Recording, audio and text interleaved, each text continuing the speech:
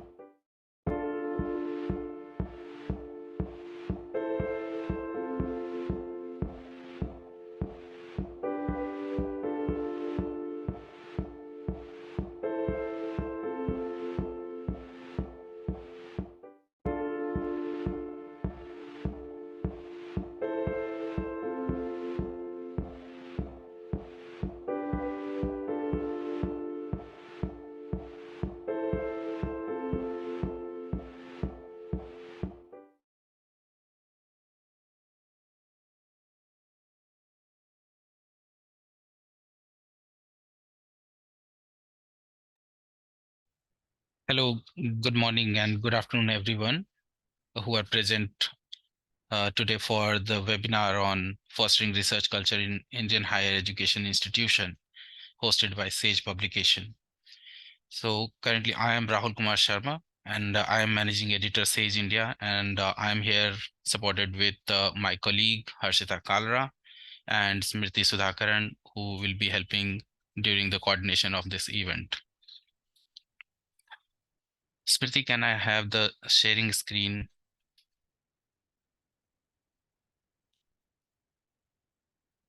So let me talk something about SAGE first, and then after I'll hand it over to Professor Rana, who will be stating the complete webinar show. Please give me a moment, Rahul.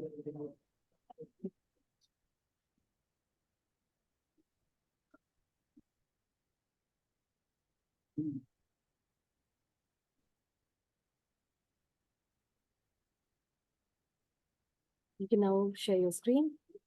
Thank you.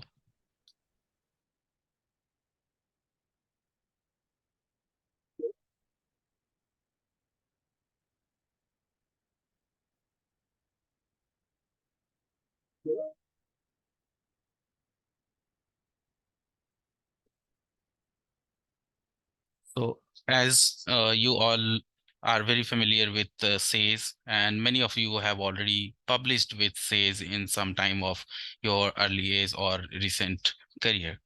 So SAGE is a global academic publisher of books, journals, and library resources with a growing range of technology to enable discovery, access, and engagement.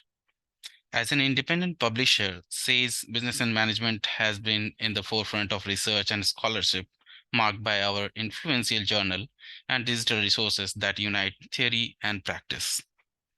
We are committed to informing researcher and educating student to build a thriving global society and make a difference in rapidly changing world of publishing. SAGE currently publishes 140 plus journals in specifically in business and management discipline. And some of these can be seen here. Among those, FIAB Business Review, Global Business Review, Vision, Vikalpa, and Journal of Entrepreneurship are some of the most popular journal which you might have subscribed or have chance to go through. I would also like to introduce the journal recommender tool, which is available on Sage platform, which enables you to search your journal as per your requirement. You can use this tool, which is being shown here, and we'll be sharing the link as well in the chat for your future references. This tool gives you an opportunity to select the journal based on your requirement, based on keywords, based on your subject category, and even the indexing requirement you might have for your publication.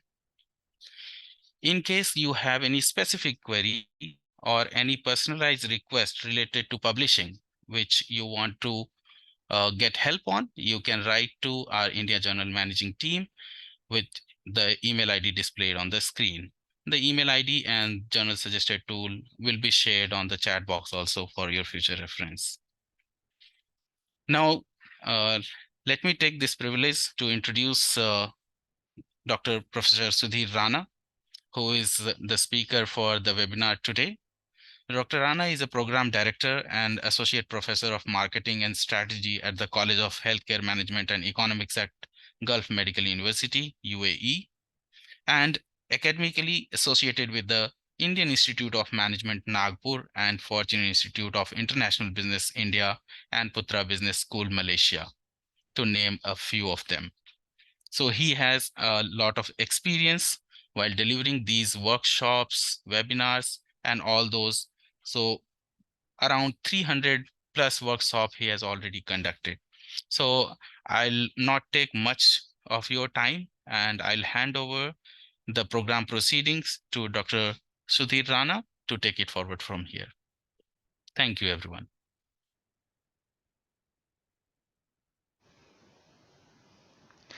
Well, Welcome, thank you Dr. so Sudhir Rana. much. You Thank you can so take the much, dais. Mr. Rahul, for your introduction and bringing all of us together here.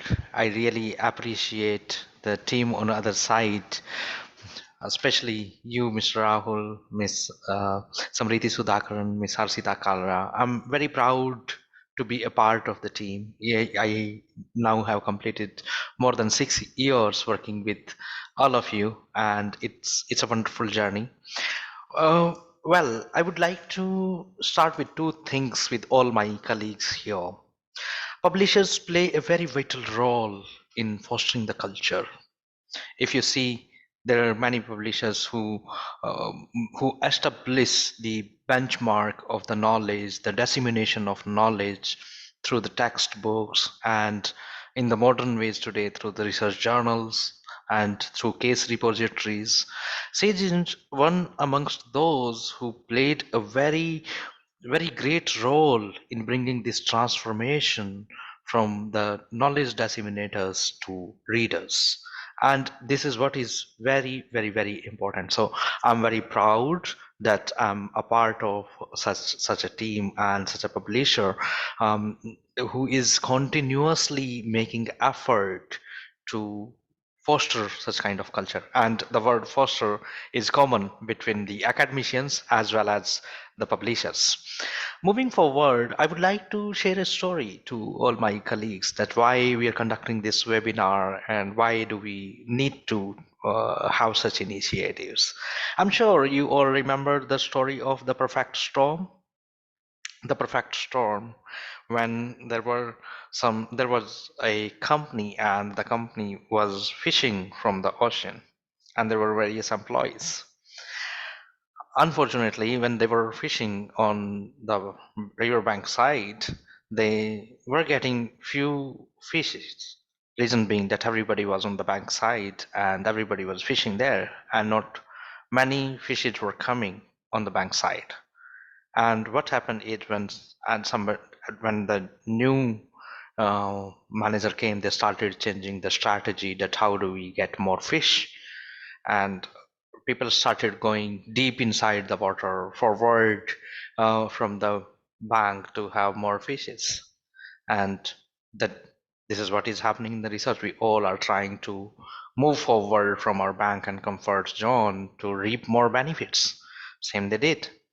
And what happened is the competition of moving forward and less number of fishes is started. So more takers, more people started going inside the water, deep and forward. And then there was a team who decided to go in middle of the water to have more fish, and they all tried to um, use different ways to support their team to have more fish. They did it once, they did it twice, they did it many times. But what happened is once there was a heavy storm, and this heavy storm was making all their effort waste. So there were fish that they were not able to control. There was a wind that was coming, there was sink that came into the boat, and everything started at the same time.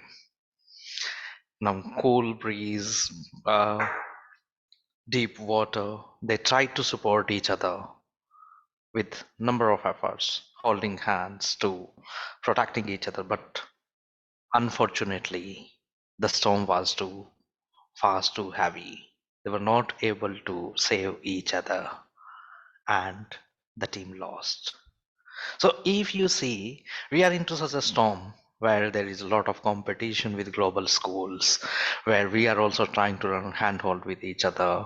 We are also struggling with a lot of environmental factors and malpractices in publishing.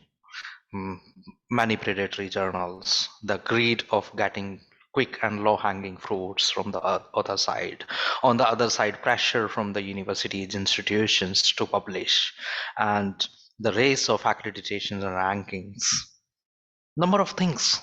And this perfect storm give us a number of lessons that how far we should go, how deep we should dive, and how do we balance ourselves when we see a storm, so that we do not lose ourselves and we are in a better shape to protect ourselves and our colleagues.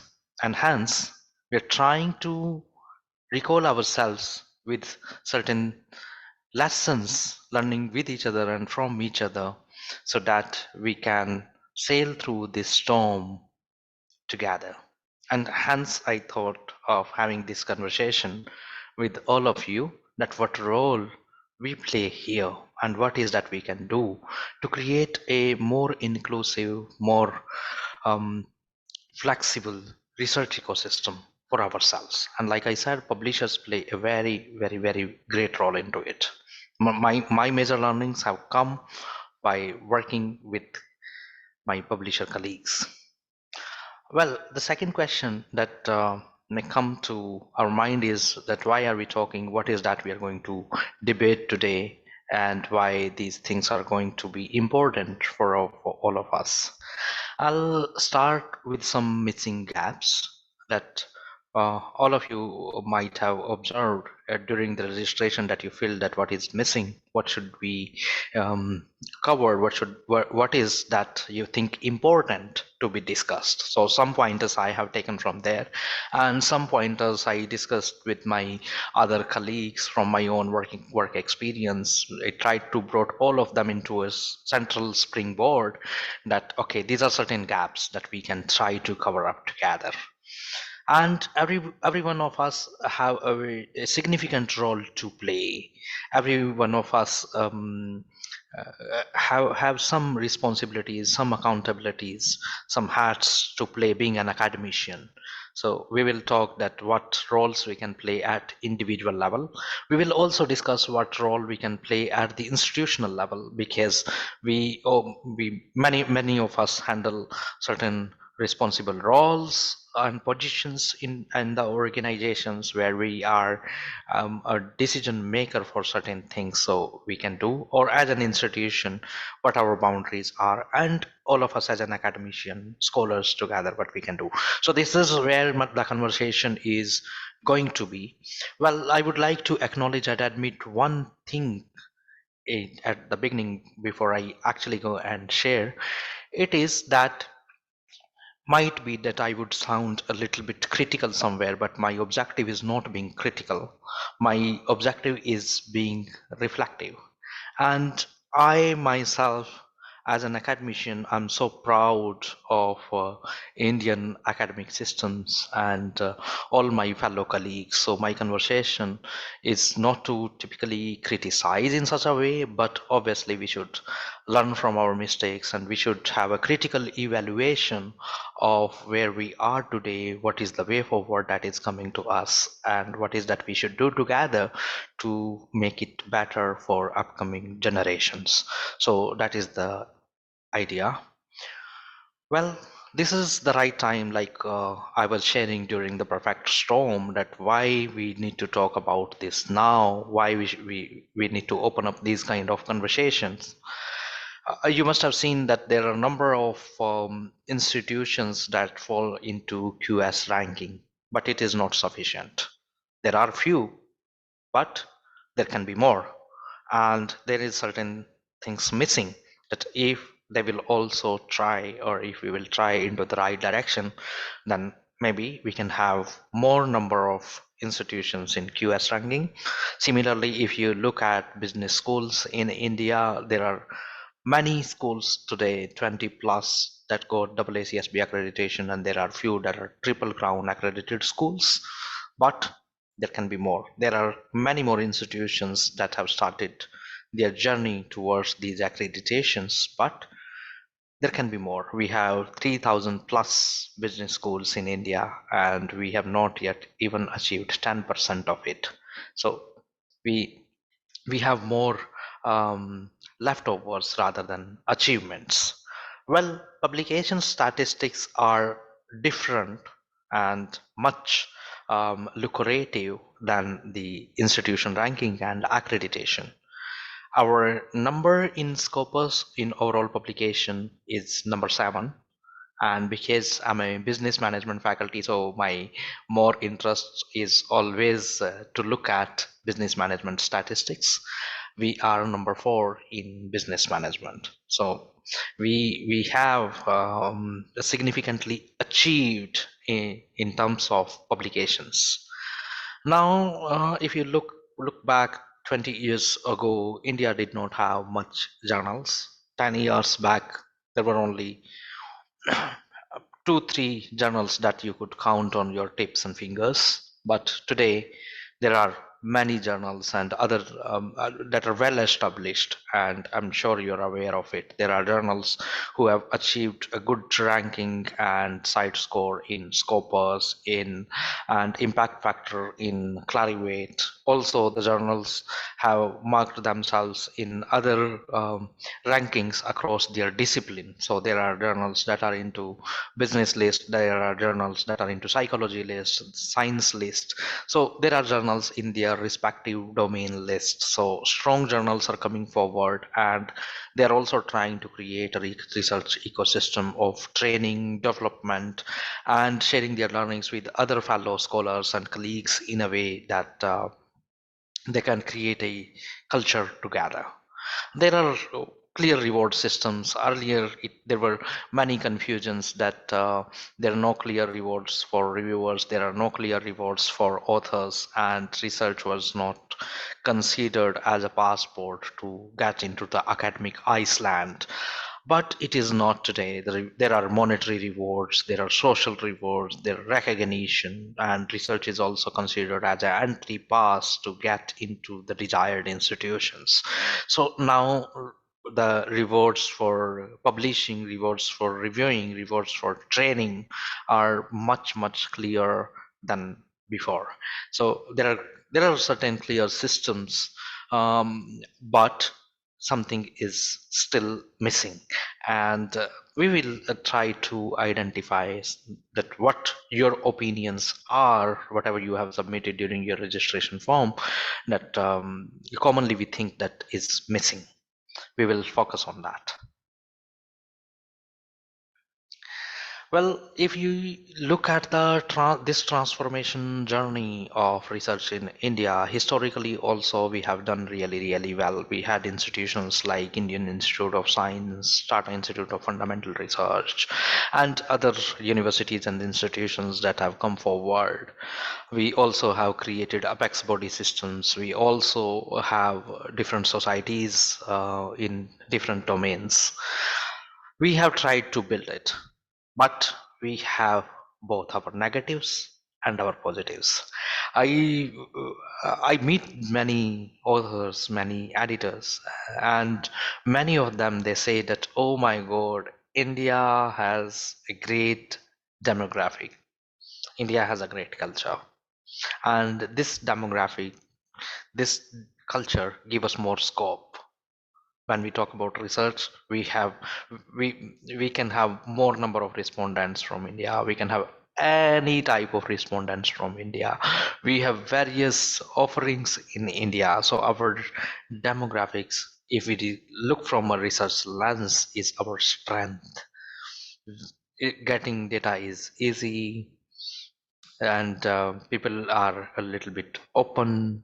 So our demography give us more mileage compared to other countries in conducting more research. And that's the reason India is an eye candy for multiple scholars and companies to collect the data from, and also look at the statistics either from the lower side or the higher side. India always is one country in where people would like to compare, that how this growing country, how this largest country is coming forward or doing in any scenario. So demographic and culture is one of our strongest pillar. And we have more learning avenues today. Like all of us, what is unique about us is we are very hardworking. We come forward, we take initiatives. So we have offered more learning avenues at institutional level, at individual level. We always try to participate, always try to disseminate. So that make us unique. We are not so reserved. We come forward, we take risk, we deliver. And we are also coming forward as leaders. Like I said, there are institutions that are coming forward into QS ranking, there are institutions that are coming forward in accreditations, and there are journals also that are coming forward and representing the leadership of India at the global front. So these are there. India is one of the largest and upcoming emerging market, and alongside with other businesses, education also have a advantage to link and leverage this global outreach, unlike the other businesses. But you see more negative on the screen, and these are that India have also progressed in a number of negative ways. And this one of the top that I think, and you also have suggested, is there are many research agents and brokers, and unfortunate is that many of these brokers and agents are in academia. They are academicians themselves, and somehow the culture and ecosystem is shaping up into a different way when these agents and brokers all are also the strong academicians. So that is one of the very um, one of the point that make us worried, that, oh, if the power, position, influence is controlled by these research agents and brokers, then it will never make us have let us have a healthy research ecosystem. So this is one. Second thing which is missing is, even I'm sorry that I'm debating, country of origin is important, yet even if there are some competitive things which we say the difference of 1921, we do not prefer our people, our products. We prefer to westernize ourselves and westernize ourselves in almost all the ways. So um, there is, we prefer more on Western world, we prefer more on reading and submitting to Western journals when it comes to citing authors. I'm sorry, I'm saying it because as an editor I observe it. Cite from the Western journal, cite from the Indian non-Indian authors. We want those names to be reflected in our papers and also those names in our CV. Okay, so more Western orientation compared to country of origin. Manipulation in publishing. You must have seen the pictures that were shared about retraction from the top tier journals and retractions from even the top tier institutions from India. So there are many research manipulations that we get into a habit of. Ornamental authors, sweethearting, we prefer. I'll give you a small example that I generally face as an editor. When somebody asks to provide reviewers, we generally do not provide reviewers, we provide our friends. And this is what the sweethearting means in research. So when it comes to whom you would like to give credit in the paper, you would like to give name of a friend. When it comes that whom you would like to choose I'm a reviewer, we like to name our friends. I'm not saying it is wrong, I'm not at all saying we all are human beings and we prefer to have our colleagues, our friends with us. Yet there are other practices, getting things ornamentally done and making it a habit can create a very different kind of culture, and hence we need to think about it. One of the most unfortunate part is we don't know what I need to do if I need to progress my career. For example, there are many institutions that follow UGC care list. There are many institutions that follow Scopus list. There are many institutions that follow Web of Science list. And multiple PhD students reach out to me. They say, oh, I need to publish in only Web of Science journal. And many will say, oh my God, I need to publish in ABDC. Or some will say that, oh no, I cannot go beyond Scopus. So these things, they keep on confusing us that what are the standard parameters of a research scholarship. And this also vary, like most of the universities, they prefer UGC care list, and the standalone autonomous schools, they prefer more other indexings. We struggle financial leverage. Oh my God, we are a poor country, we don't have that much financial leverage when it comes to attending conferences, workshops, or research fund. uh, Maybe you can have only major minor projects from uh, uh, ICSSR or DST. I mean, there are not much opportunities, and at institutional level, maybe just a peanut of seed funding, and that is true only in handful institutions. It is high expectations of institutions. You ask from any institution, they will say, we want our faculty to publish into the top tier journals. We want our faculty members to publish X number of papers in a year. And when you ask them, they have all the record, all the document that says that yes, they provide support. Yet in reality, they they are the most troublemakers. I'm sorry to say, if my colleagues who are here and handling responsible positions in the institutions, I think we are the troublemakers. We give less and we want more, and we do not provide much support, yet our expectations are too high. We want results to be very quick. We create pressures on our colleagues, and research is not yet a mainstream in India. It is not a mainstream job. That depends on what is the objective and goals of the school or the institution. But research is yet struggling to get a mainstream position in Indian academic system. So these are some negatives. Let me reflect that why these negatives are, why there are more negatives and why there are less positives. There are many number of reasons that why we have more negatives compared to positives. But these are a few things that we really need to think about. And it is that research is not a shared goal. In majority of the institution, what is happening is faculty want to do research, but institution shut their mouth saying that no, we do not want research. We want you to do this core job. Teaching is your core job, administrative is your core job, our ranking accreditation is your core job, student satisfaction is the core job. So there are a number of core jobs, but the research is not a common goal.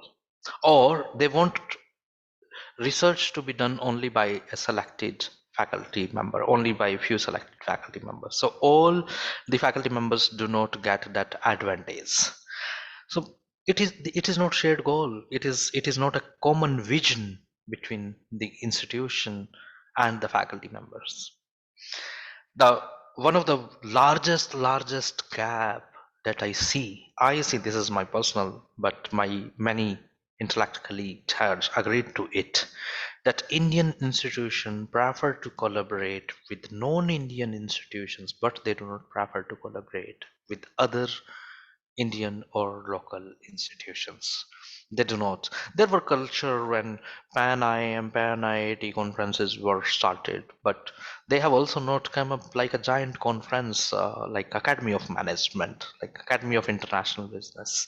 They haven't come forward like a giant one. And I don't know what has happened though. I'm too teeny to comment on anything. I'm too small to comment on anything. But I think when we are the largest population, when we have the most lucrative demographics and culture in the country, when we start our ventures together, then still something should come up forward in a way that can beat the bigger of the bigger things. This is what we expect. But there is a collaboration missing with neighborhood institutions. Neighborhood institutions, they compete with each other, but they do not collaborate with each other. And specifically, I'm not talking about making research sharing of the papers. I'm talking about they do not come forward to have joint faculty development workshops or joint trainings. So they do not come forward. Poor research infrastructure. This is not need. I need to say, you know what we have. How many institutions actually subscribe databases? I really do not comment because 95% plus institutions in India, they do not spend their budget on subscribing databases, making their libraries. They want all displays, but in reality, majority of them do not have subscription to the top journals, and even Indian top journals, they do not have. And majority of colleagues, they keep on reaching out to me that I need to have this paper, can you please download this and send it to me.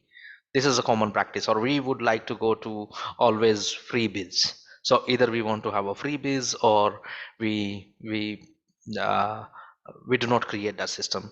I'm sorry, I will share one personal thing here. You know, majority of the colleague might have thinking that how my life, I transformed my life. I did, and I'm trying. A major part of my salary I've been spending on my personal development. When I was young, when I started my academic career, I kept that at least on a monthly basis, 10 to 15% of my salary I've been spending on my personal development. And I did not look at, and it was an investment. It has given me benefits. So we ourselves as an individual, we also do not try to spend on our research learnings and our research uh, instruments, but institutions also are the cost savers. They also do not subscribe to databases, to journals, to other equipments or other research support. So there is poor research support system from individual level and also at the institutional level. We as individual also keep on saving our cost, and then institutions also, they keep on. So it's a philosophy, we both are cost savers, we cannot blame to each other. However, in rest of the world, they like to spend their money on such kind of events, whether this their personal money and it is taken as an investment. We have number of institutions and we are doing so much of publication, but still very less journal, and extremely less journal into the top list. Very less journal in the top list. I mean, you count the journals. When you will start counting top business journals, your pen will not move from 10, 15, and you will not go beyond a number of 10 to 15 in every field. You will not be able to get a number. See, when we are such a populative country, how many journals should be sufficient for us? Even 1,000 journals are not sufficient for us. And all of us, we want to publish into the top tier journal. All of us want a journal which is in Scopus, Web of Science, ABDC, ABS, CNRS, JUFO, blah blah. All of us want there. But we have very few journals, and we are not trying to create a system that can cater to publish and accommodate more number of papers from India. We need to do that. Traditional ways of training we still have. I wonder that when we talk about trainings, when we talk about syllabus, majority of the institutions have the same coursework for PhD. Thank God we started PhD coursework, by the way. But the coursework syllabus is we do not teach them, we do not train them on a scholarly journey. When I started taking part in as a doctorate chairperson in one of the school in Europe, it was Paris School of Business, and we looked. It was amazed to see what they are teaching. I mean, it was good to see the journey of a scholar was being taught, the impactful research was being taught. There were a number of things that were being taught, but here we are not able to move forward from the basic RM and literature review, and majority of the schools still do not teach literature review. So traditional ways of training we have. Similarly, the societies that we have, whether this is Indian Commerce Association. I would not like to name a few anyone, but all the societies in India, they have a traditional way of conducting their gatherings. They also need to come forward and have some modern ways of sharing resources, of sharing intellect, of sharing the learnings. And you know what is the central problem? Why all these gaps are? Because Indian academic system is more politically influenced rather than intellect influence, and this is what is the crux. And that influence have brought untrained supervisors and leaders on decision making, right? I mean, just if I would say just one line, instead of all these gaps, you would say that oh my god, yeah, this is something. And that's the reason I put that in the last. But it doesn't matter, we are intellect capital, really. So we cannot blame each other that okay, this thing went wrong, that thing went wrong, there is no support. There are people that you will find from the same system who came forward, who will contribute more, who are trying to establish, who are struggling, who have sleepless nights and busy days to change it, right? And imagine that if all of us will do that, then of course the transformation will be more lucrative for all of us. So I'm trying to shake you up today to motivate you and change a few of you, that instead of thinking that you have influenced leaders who do not have an adequate experience or who do not take the right decision, and hence you are not able to do well. There is no correlation. You're not able to do well, or I'm not able to do well because I don't want to do well, right? I'm not able to do well because my XYZ leader is not good one. I mean, I'm sorry to say I'll have to disagree that I do not buy that point. Yes, I buy that point that this is one of the main reason, but raising logical questions and supporting right is also our prerogative. And when we can do that, we can do that when we have contributed something. We can't do that when we have not contributed something, right? We keep our mum shut because we also are directly, indirectly part of that system. When we don't want to be a part of the system, or we do not want to compromise on our values, of course we can raise questions, and we do, but we take it occasional. And I'm not asking you to raise questions. I'm saying that it doesn't matter. If you would like to do well, you will do well. If you will have your own philosophies, own values, own way of contribution, you will definitely make it. But if you would not like to do, then we will always have excuses, and this is one of the major excuse that we have, and hence is the gap. So we hunt more excuses rather than identifying or exploring the sport of our contribution. Okay, so let's move forward. That's my basic question. Who is responsible for all of it? Our leaders, our government, policies, institutions, society, less support, we are poor country. I mean, there are a number of things that we can say that, okay, I'm not responsible, Baba. Somebody else is. My director is responsible. My dean research is responsible. AICT is responsible. UGC is responsible.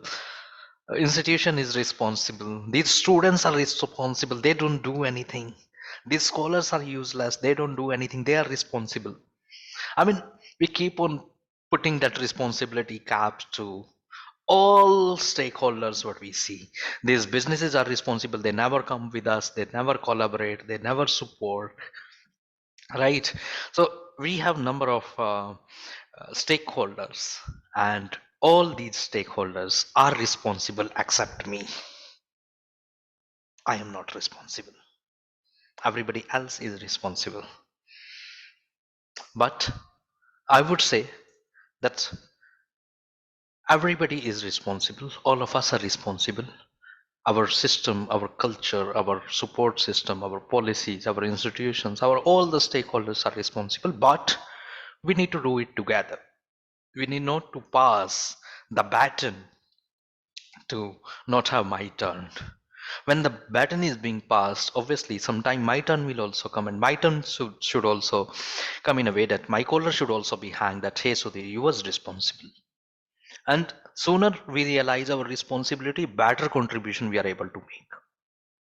The later we realize our responsibility, we have our time gone, and then things start coming. For example, we get into our family ways, this is social responsibility, or we take up a administrative responsibility over a period of time that keeps us busy, engaged. We have phases of life. We are humans first, so everybody get into a different phase of life, and when we get different phase of life, it is very difficult to balance the habit that we create. So more responsibility we will have today, more comfort we will gain for tomorrow. This is one my favorite wheel, and there are majority in majority of talks I keep on sharing this wheel of life of an academician. And this wheel, every time I look at it, make me learn, teach, think a number of different things. That what life of an academician is, how an academician should be, what is that I should do. And it keeps me awake. It keeps me on my toes. It keeps me motivated. It keeps me responsible. That I myself, as a responsible academician, I need to do all this what is there in the wheel. I need to be a thought leader. I need to be an institutional builder. I need to be a gatekeeper. I need to be a researcher. I need to solve the problems. I need to be a facilitator, mentor. I mean, need to build my community. And this is a part of, like, I want to build my community, and hence I am there today with all of you. This is Friday. Friday in Gulf is considered as meeting day and a prayer day. So I choose that, okay, we can be together. The sharing can contribute to my community building, and hence you need to have your own philosophies of you being an academician, why you're an academician, what is that keeping you yourself into one bracket to another bracket, one orbit to another orbit. And all of us need to think about all these roles. If you will think about these roles, you will contribute to make somebody's life better. You will definitely do.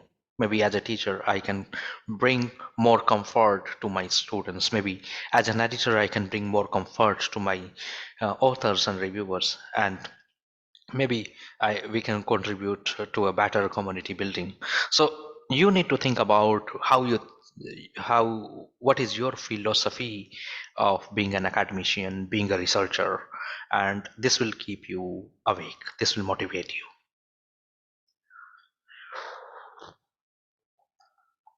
I understand it is very hard to balance. It is hard to balance for me as well. I'm one of you. I'm not different. And when we try to balance, I'll share some learnings of mine here in this PPT. Something which is very important for all of us to understand. Um, it is that I need to understand what are the practices. What are the practices of publishing? What are the practices of global schools? What are the practices of my institutions? Like we were talking about, what is that can help you out in shifting yourself from one level to another level? For example, you're in a university, you're publishing into UGC care journals. I'm sorry, I'm not criticizing, I'm just giving you an example. You're in a university, you're publishing into care journals, not in Scopus journals, because it is your university's requirement. But tomorrow, when you will go for a job, and the institutions will ask for Scopus level publications, you will not have that. So you need to understand what are the policies in popular policies at the country level, not only at your institutional level, and that will give you more scope.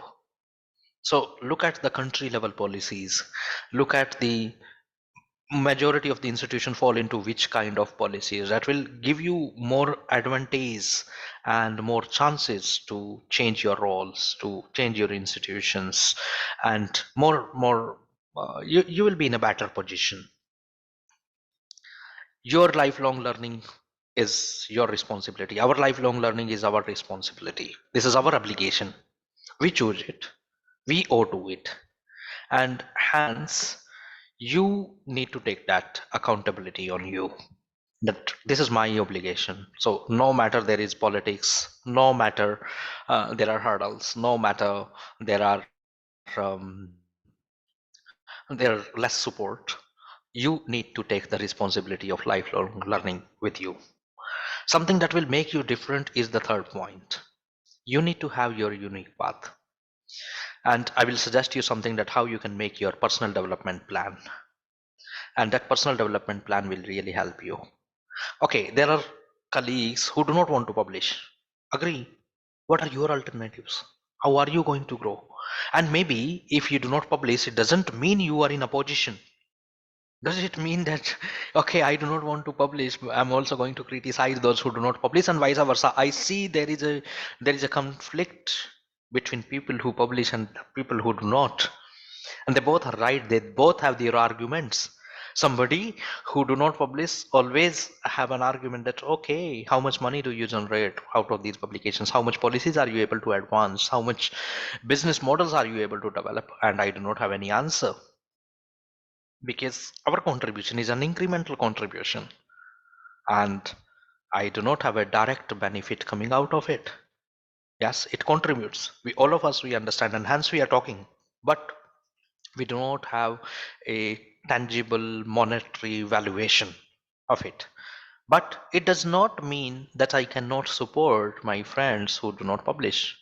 Okay, so we have been talking about industry academia gaps, but there are gaps that are coming in academicians themselves. There are groups who are hyper publishers, somebody who publishes 100 papers a year, plus somebody who do not publish even single paper in 5 years, right? So, and they both are, you may find both of them into the same institution, by the way. That's the irony. So somebody who publishes 150 papers plus somebody who has not published a single paper in five years, they both serve into the same institutions. Okay, so the thing is that we need to somehow support each other, because instead of criticizing the colleagues who do not publish versus criticizing the colleagues who are hyper publishing, we should have a common understanding, and we should understand that all of us are unique in our skills, in our dreams, in our philosophies, in our values, and hence we need to have a different path of our development. Somebody who would like to uh, achieve something else in life, I may not like to do that. I have my own path, you have your own path, so consider that. But they are at point 4, there are certain skills, and hence I call it plus plus. So if you will follow this plus, you will definitely have some advantage. I got an advantage. I got it. Maybe it can help you.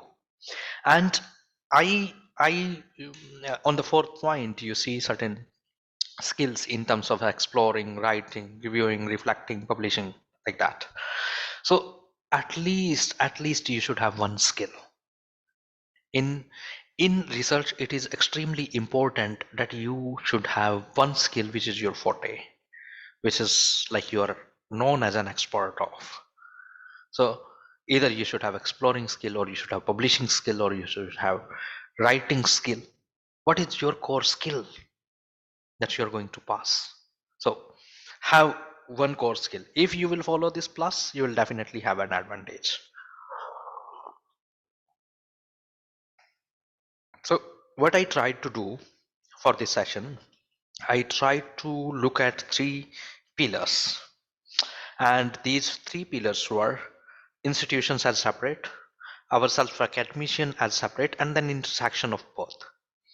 That okay, what we can do together.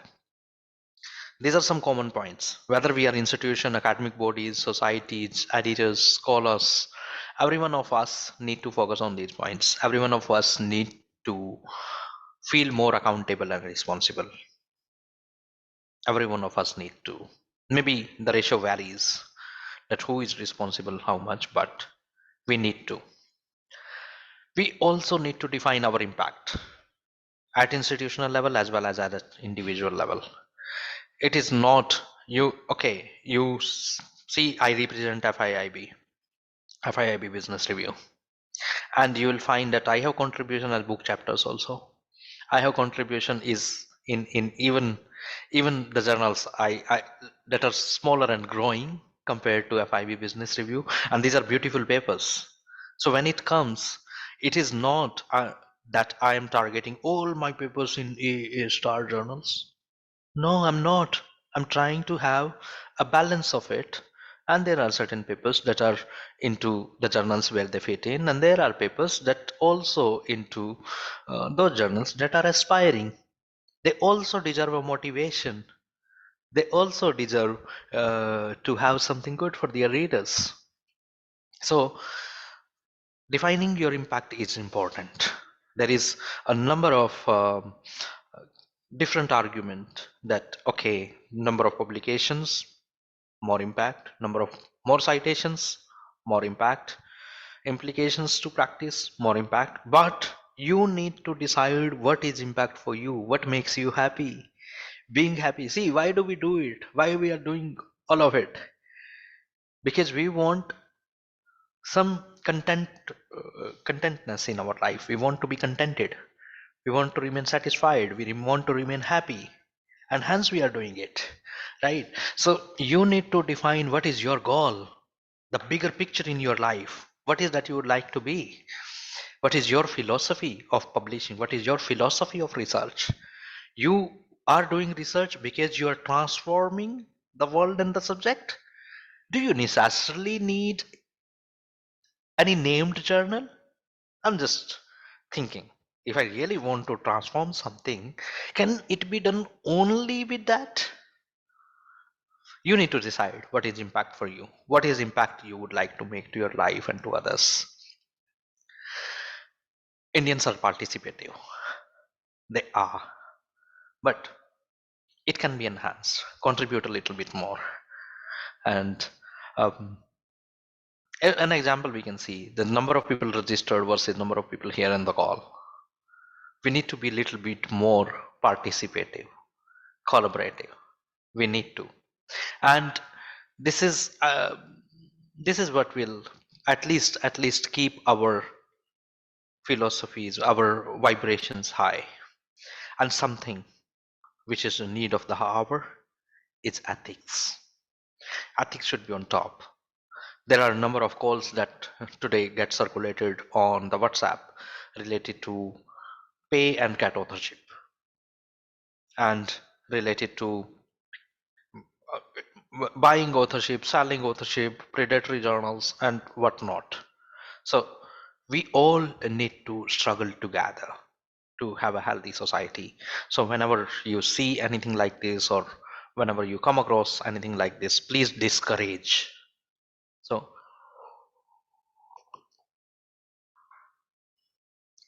these are some common points. These are some of my suggestions to my institution leader colleagues. Please provide some more flexibility, time, reward, and facilities to your faculty members and research scholars. It is that they should come forward in a natural way. It is that they need more time to do bigger tasks. So give them a little bit more. And first give more and then expect less. Do not have a system of making a proportionate. Yeah, culture system, it takes time. It doesn't get developed overnight. Hence, keep patience. Give them time. Give them rewards and flexibility. Also, like, institutions do not support for publication. They do not. And they think there are two opinions. Number one is that publishing in open access journals, especially the good journals, it is considered as bad. I mean, they do not give much kudos if somebody have published in an open access journal. Second is that subscription based models also have an open access option, and almost no faculty members opt for this open access option. So I would suggest that give some support system to your faculty members. If somebody have done a good work, and you as an institution, it is not only the publisher's responsibility to give a freebies for reading. We are knowledge institutions. We also like to disseminate the knowledge, and how this knowledge will get to somebody free of cost when you will gift this knowledge to them, and because there is a cost involved, and hence the open access option helps to cover that cost. That's the agenda. So give your faculty members an option to choose to publish in open access, even in the non-open access journals. Do that. Well, collaborate with your domestic level institutions also. Do not run away from those collaborations. I understand that you would like to reflect certain names in your documents, in your collaborations. Everyone want that because it looks like I'm standing with that tall institution. I agree, but provide some more collaboration with domestic institutions, and give relevant support. Develop your institutional journals. The institutional journals, majority of the institutional journals in India, they are not in good shape. They are they need support, I would say. And this support will be when your editors will be trained. So please get a formal training for the editors when you will have a strong budget. Majority of the journals do not have any budget, because many editors reach out to me and they ask, Dr. Rana, you transformed FIB Business Review, we are very happy, can you please support us in transforming our journal? And when I ask for Budget, they say, we do not have any budget, we haven't thought, and then they say that the management have declined the proposal. If you want that to be your brand ambassador, a journal is a brand ambassador for an institution, and it is also a contribution to the scientific knowledge. So, and we want more journals to come forward from India. So if we want that, all of it together, then obviously we need to have more support system for the editors. We need to have more budget and training for the institutional level editors, and do that. In Indian schools, one of the basic gap and missing thing is that there are PhD students, but very less PhD students as regular scholars who are being paid a stipend and whose job is only and only to do research. Many institutions have this policy that they teach in the same institution, do work into the same institution, and they are being paid that salary or stipend, whatever, not as a full-time scholar, but also like they are they have these two jobs to do at a time. Rather, I would suggest, like unlike any other institutions where PhD students do not teach, PhD students do not support much, their core job is to get trained and publish. So that should be there. We need more number of full-time PhD students.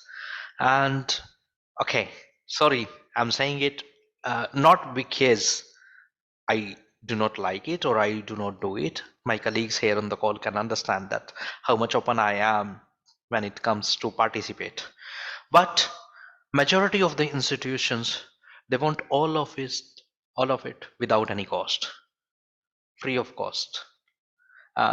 Whether it is conducting a training session or it is doing anything together, they do not want to spend money on it. However, when it comes to do anything for the student, they charge everything from the students. But they treat research contributions, sessions, workshops, trainings as a social service, and then they say it is a community service. Well, it is not always a pro bono. You need to think about it. And somebody who is giving you the time, somebody who is working for you, deserve to get compensation for it. So do not consider the research contributions only as a social service. So pay them. And these are some of my suggestions for scholars and academicians. You can read this paper that you are seeing here on the screen by Herman and Kelly. They have recently published in Business and Society, one of our journal here. So it is in this journal they have suggested that how one can make a personal impact development plan. This personal impact development plan is important. You should understand where the future universities are going, what are the roles of the academicians, and what are the different metrics on which mm, they are evaluated. What is the future? So make your personal development plan, and specifically have your research philosophy, have your own. Do not copy paste it from somewhere. Think about your own research philosophy, own teaching philosophy, your bigger role and picture in life that you dream about. What is that you need to do? So have that personal development plan. This personal development plan will really help you out in solving your major questions, thinking about these, reflecting on what you have been doing, why, whether you are on the right path or you need certain changes. Do that. Choose your team members carefully. I will also tell you, when it comes to research, we prefer more diversity, we prefer more inclusivity. So when it comes to diversity among the young scholars and senior scholars, the diversity in terms of geography and institutions. So team should be a composition of diverse background members. Background in the sense diverse level or diverse into geography, so that any kind of biases, experiences can be bypassed, and it gives a more holistic picture of something that we do. Hence, you need to choose your team members carefully, and please do not get trapped with low-hanging fruits, low-hanging publications, easy publications, shortcuts, predatory journals. They they bring more negativity to even 10 positive things you will do and two such things you will do. You it shows that okay, you get distracted easily. So do not get distracted easily, and share your knowledge, your experience, your learnings with your friends. Volunteer to review each other's paper informally, volunteer to train each other informally, and share, collaborate more with your colleagues. And are certain solutions that I could think and I could understand that maybe we can do to foster and create a better culture tomorrow. Well, I see in many schools, in many European schools, and we also have started here in Middle East a practice is of weekly coffee debate, tea debate. What we do is maybe imagine that there are 10 guests at your home. I'm sure you will offer them tea or coffee. Yes or no? So why don't you invite 10 academic colleagues of yours once a month, once a 2 month, once in 3 months, who will come to you, to your institution, just as friends, will have that tea debate. Even if your institution doesn't do it, I'm sure you can. I mean, I'll be very happy, and I'm very happy to invite 10 of my friends from my nearby areas who are academicians, the same level, and maybe adding a new friend every time. Imagine that you are adding a new friend every time whenever you are organizing this tea party for your friends. And organizing this tea party once or twice in a year it doesn't dent anybody's pocket so much, right? If the leaders of the institutions can formally do it, it will be commendable to invite somebody who can talk about their research, what they are working on, and so on. So I have a weekly, fortnightly, monthly tea coffee debate where your colleagues from not far but from 10, 20 kilometers of area, they come in person, they debate and they share. It will open up a lot of things. It will open up many collaborations. It will open up the suggestions. It will open up the further development plans. So there are a number of things that will come out. Start it. We do it, but we do it only with many close friends, a few close friends. Try to add a new friend every time when you're doing it. And if you can start this culture at your institution, it will be really great. Well, Indian journals and societies need you. Please support them. We are we are such big demography.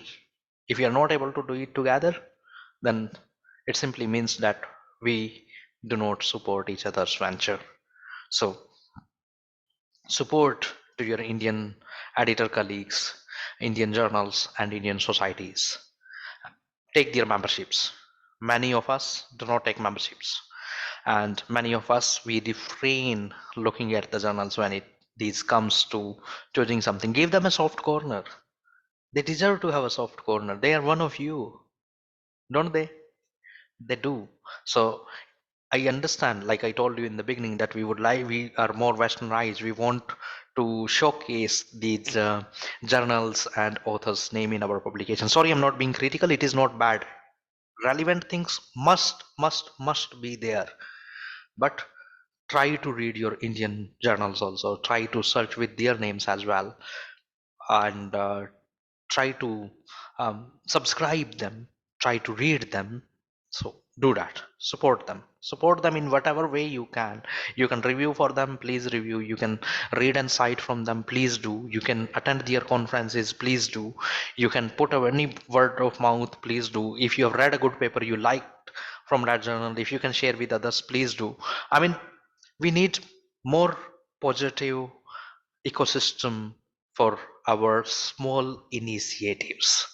These initiatives may look very small today. They are. We may not have many A category journals from our country. We may not have. We don't have. We have only one. But it doesn't mean that our younger journals do not deserve it. We are the one who will bring them forward. We are the one who will support them to grow. And your few initiatives can motivate the team to even contribute more. So support them and participate with them. I would strongly suggest that please identify some institutions or individuals who can look at your policies, who can look into your outcomes, who can suggest certain things to to um, to achieve more at institutional level as well as at individual level. So share your plans with them, and maybe if you few of you can come together and share your plans as to somebody who have a little bit more experience, can advise you that here you are wrong, here you are right. And I am happy to volunteer myself. I'll be very happy to support you at institutional level as well as at team level. If you're working on something, if you have any research plans at institutional level or at team level, I'll be very happy to support. I do. And maybe you can have somebody as, not me, I mean somebody as a research advisor in the institution. There are institutions that have research advisory board, so you can have a research advisory board, or you can have somebody as just research mentor with whom you will sometime share your research plans and somebody can comment on you. Be a little bit more inclusive. Do not keep your collaborations limited to your friends. Be more open. There are institutions that do not have a, okay, I'll tell you, there should be more co-supervision culture. There are a number of institutions which do not have a PhD program, but they also have fantastic scholars working with them. So maybe if your institution have a PhD program and you have certain scholars, then be more open to appoint somebody as a co-supervisor. When they will be co-supervisor, they will contribute more. So maybe you can be little bit more open for formal collaborations rather than being transactional. Because if somebody will be a co-supervisor with you, there is a long-term association. It is not a short-term association for one publication. So it brings more, it will have more chances of developing understanding, developing common goals, and more chances to have many things together. So think about the long-term collaborations and long-term goals, and work on unconventional areas. We had still work on technology adoption and satisfaction and so on, employee engagement. Uh, Work on unconventional topics and try to explore more. And second is that majority of the publications that come from country like ours are just a replication of uh, studies that are being performed into the Western, I'm saying developed nations or other part of the world. Refrain that.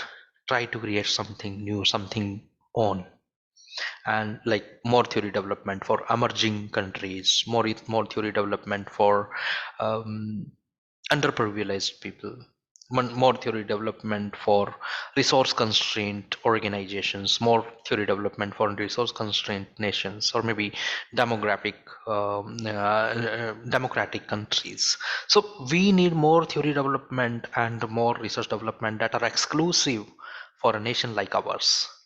Focus those and try to pick up unconventional areas. Well, At the last, please save each other. Like we were talking about the story of the perfect storm. Imagine that we are in perfect storm. What we will do? Will we just save ourselves? We have our near dears with us. So please save each other from the traps, from these disasters. Well, with this, I wish all of you a very happy, prosperous, victorious 2024. And if you have any questions, any suggestions, I welcome these all. Thank you. Thank you, Dr. Rana. So all the participants can put forward their question if there are any for Dr. Rana. They can come up, open their mics, and they can ask directly, or you can choose even to write it in the chat box so that we can pick it up and ask from Dr. Rana on your behalf.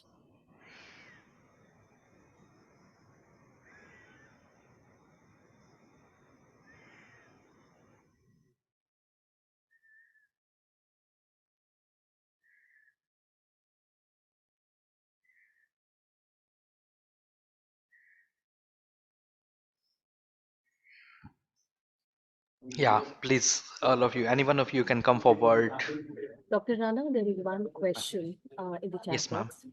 So essentially it says, so I will just read out the comment. Thank you, sir. To enhance research culture in India, it is important to initiate effort at the school level, especially from 11 to 12 standard, right? Incorporating research oriented into counseling programs. More like a statement.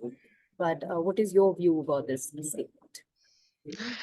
Yeah, well, there have been, I totally understand that there are different skill levels. And these skill levels, if you have seen the Bloom's taxonomy, if you had a chance, it comes from understanding, learning, then differentiating, and then creating. Research is a very high level skill. It focuses on creating something new. And at the school level or elementary level, our main focus remains on learning, memorizing, and understanding. So, okay, one is that skill level gap, that the target audience, or say studentship, that we cater at the school level is more on understanding and learning and memorizing level rather than create level. But yes, there are schools who have research oriented faculties and research oriented content in their syllabus. But I think I think it is more at the instructor level. If instructor or the teacher have the capacity to understand the high level of component of create and then translate and transvert it to the understanding level, then it is fine. But imagine that somebody think only about the create level and expect those students to do, those students will not be able to do that. And because when you talk specifically about 11th and 12th, you know what happened into the school in India, specifically related to it. We have different entry programs at the undergraduate level where a student need to pass the test, whether this is NEET or this is JEE or architecture. So they or CLAT or IPM. So every stream student need to focus during their 11th and 12th on the entrance exams that help them out to secure an undergraduate degree in a desired institution. So imagine, and research is very detailed. So they won't be able to prepare. We are a highly populated country, and every student would like to go to the dream institution. So there is a very tough competition, so they cannot learn both the things together. I'm sorry to say, I would say that we need to rest one and focus on one. In 11th and 12th, their priority remains that they clear the entrance exam, get into the desired institution, and maybe their research acumen they can complete there. But yes, at the faculty level, it must be encouraged.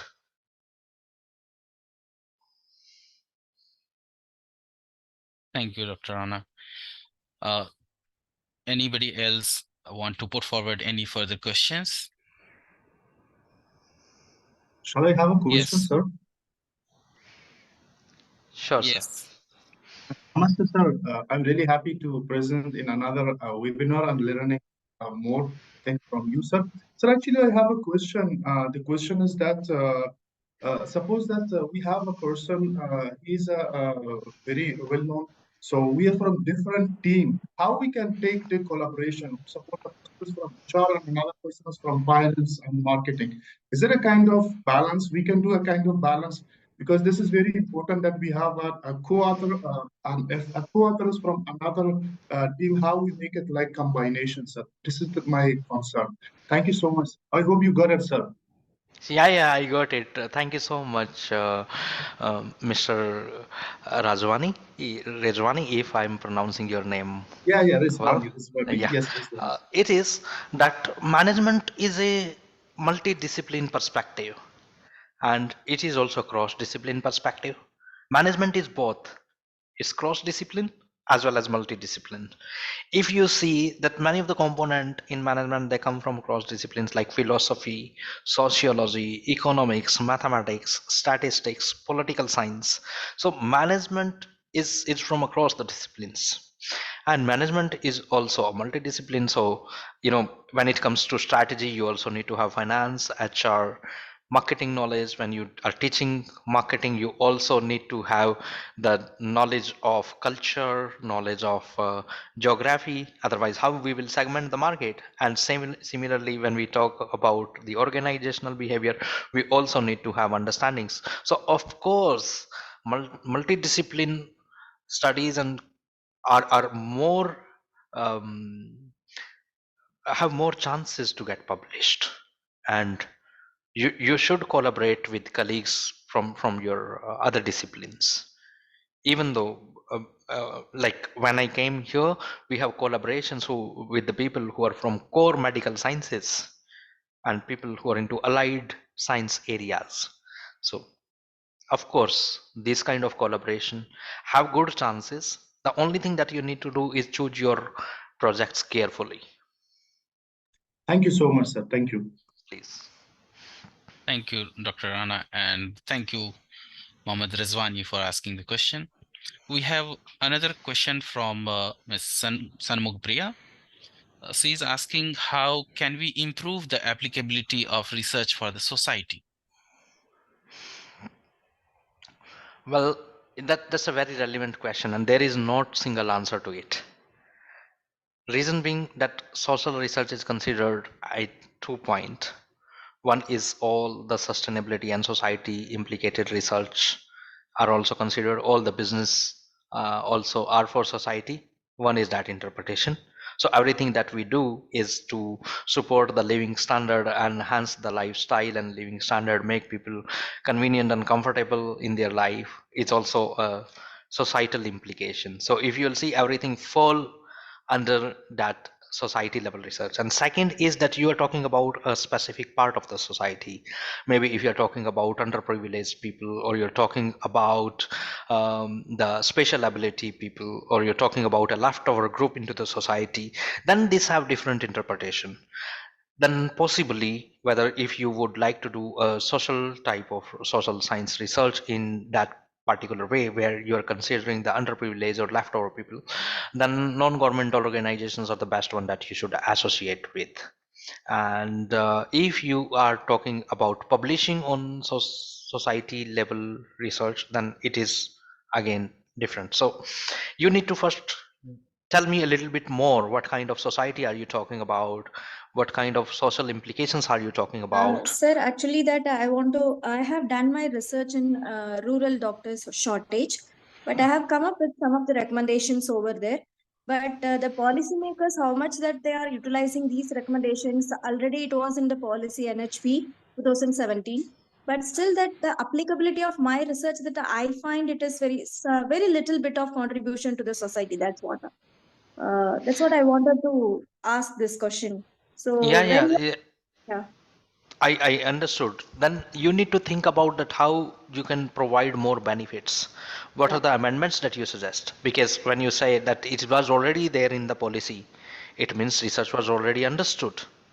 Right. So your focus should be more in your future studies, that what new additions you will make to make it more applicable to other groups that were not considered in that policy, and maybe what can be the consequences to do that. And you would like to alert policymakers on the consequences of eliminating or adding other groups in the same policy Yes, sir. that can enhance more implications, I guess. Yeah. Okay, sir. Thank you Thank you. so much for your answer. So with so Thank Please, much you. ma'am. coverage with that. Thank you. We have Ms. Garima Mathur who wants to ask a question here. Sure, Please. Hello, sure, ma'am. sir. Hello, ma'am. Sir, actually, I have a question which is more of related to our career in research. What happens, we as guides, we are supposed to guide students in the different areas of management, like HR, marketing, finance. And then we have papers in these different areas as well. Whenever we go for interview or something like that, it is always questioned that why are you conducting research in say marketing or finance, since you belong to HR. So one or the two times I have tried to justify by saying that being in management institution or guiding as a management guide, I have to guide people from HR, from finance, from marketing, all the three areas. That is why I'm having papers in all these three areas. But then I didn't find them that they were satisfied with the answer. So how to manage this, or should I be very focused in my research, or what should I do? Okay, thank you. It's a very brilliant question, by the way. And this question come to me as well. But maybe I have find out a different answer for this, and a little bit different. Imagine that you are asking the same question to me. Mm. It is not that I'm doing it because of the institutional environment. No, there is always a difference. Try to have your core as your ontology or root. Do not leave it. So one thing that I was suggesting, that keep your core. And when you have students who are from a different area that you are not much interested in, always try to have a supervisor. And then create a link between your that core area plus another area. For example, the financial outcomes of marketing strategies have both finance and marketing, or maybe Finance. budget allocation for advertising, right? Mm. So it Mm. has your core plus it has the flavor of other area, because budgeting is somebody who is into finance will have to do budgeting, right? So why this budgeting cannot be done, or why this working capital cannot be managed for advertising, and the relationship and association. So one is that keep that forward, and keep that up. Always keep your core in your hand, hold it, grip it, and then all your other research projects must have a linkage, and appoint co-supervisors for them. Those core supervisors will be from that different area, but your core will always be there. And hence you can say, I'm trying to explore the angle of the same area in different ways. I'm trying to, for example, advertising that you work on. So advertisement and working capital, advertisement and budgeting, advertisement and employee motivation, blah blah. You can do all that, but your core will always be advertising. And you Sir, can always say, actually, okay, I'm trying different lenses of advertising. they are not questioning the guidance, they are actually questioning the publications. Yeah, your publication title will also come in the same way. They will have at least some popular keyword from your area also, because the project is same. And maybe the only thing that can go different is the nature of journal, because your say if the research was about advertisement and employee motivation, it can fit into the both marketing as well as HR. HR HR. journal, right? Yes, So yes. it will come that what is the contribution that you're bringing. Contribution is for HR policies versus marketing policies, and that will what Ah, makes it different, right? So that entirely depend on you. How do you position it, and how do you plan it? But oh, it can be done. It can be done. Just have a little bit of mold that project. Don't make it core. Don't make it core to one area. Make One it area. always balance it between the two areas. And you need to decide what is your core. Well, if your core is HR, then make all the projects core at HR and then a flavor of the different specialization. It will definitely help. So actually, I'm trying to do that only, like behavioral finance or related to marketing. I'm inclined into that area only. But then also they are questioning me keep by saying that you should keep this into HR only. So when we are living in the this era of cross-functional or cross-specialization and so many things, so is this question actually justified that we have to stick to HR only, or we should explore different areas? What I think that we should be working in different areas along with keeping HR as my core area. So that's what you Yeah, suggest, I no, no, think. I'll give you a very, very critical answer to it. I'm sorry, Okay, but please. I will. It should not be that you're jack of all and master of none, right? Okay. This kind of Yes. question comes when somebody asks me a core HR question and I'm not able to answer that. Hmm. This question will definitely not come when somebody have questioned me on marketing and I have answered all those. Then I can strongly say that okay, this is my core area. I have worked on it and I'm trying to explore and expand it into this. This is what my opinion is. This is why I'm expanding. That confidence will come when I know that area. Yes or no? When I know Yes. that how I can critically present that area. Okay. So Understood. I mean, I'm so sorry, I'm giving you a very critical, very tough time by saying it. But more questions will come to me when I do not understand my core. I have a confusion and I have more papers in other areas. But if I understand my core, I can definitely tell them sitting, yes, I have explored it. These are certain things that I did. I have discovered these, and now my way of further exploration is this. And then I think there will be less questions on why you did it. Oh, Maybe, thank I you. don't know, maybe it can help. Yes, sir. It will. Thank you so much, sir. So we are Sir, running short of time for this session. So we have one more participant who have a question here. Mr. Raz Covid. Can you sir, put forward your question, please? Yeah. sir. Very well answered actually. This was one question already very much. And just quick, I want to add here. I may be wrong based on my observation that sometimes we end up publishing another area not because it is multidisciplinary, but because we want to increase the number. And you very well answered that with the last part that yes, strong in core and we can be published in other areas.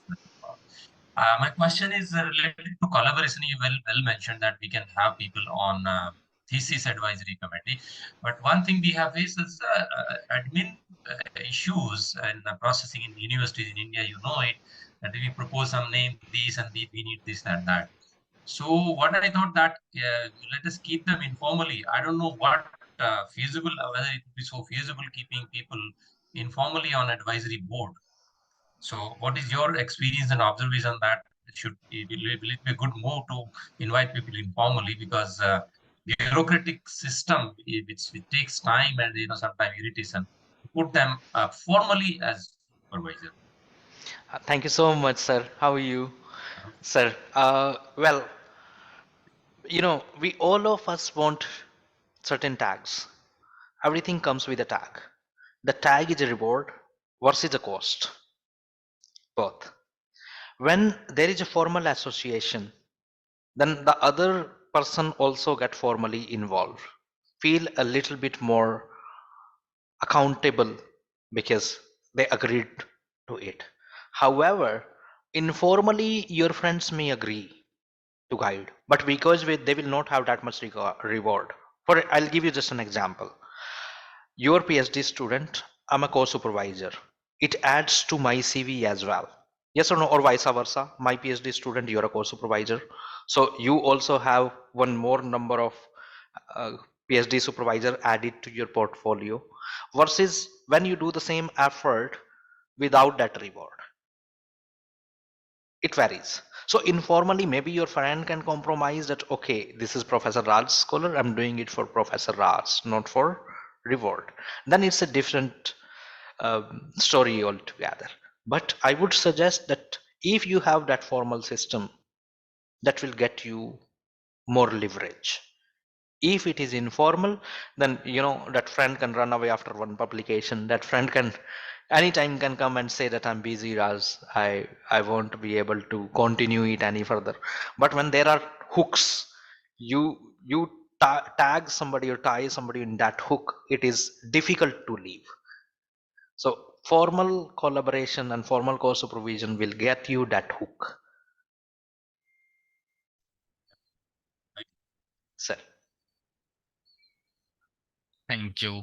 So I think we are at the closure of the event now, and I'm very, very sure that all of us must have benefited from today's discussion.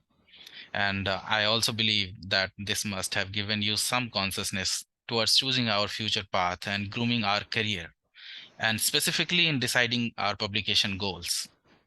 It also gave us some thoughts to decide on specific role of ourselves in fostering the research culture in our specific institutions.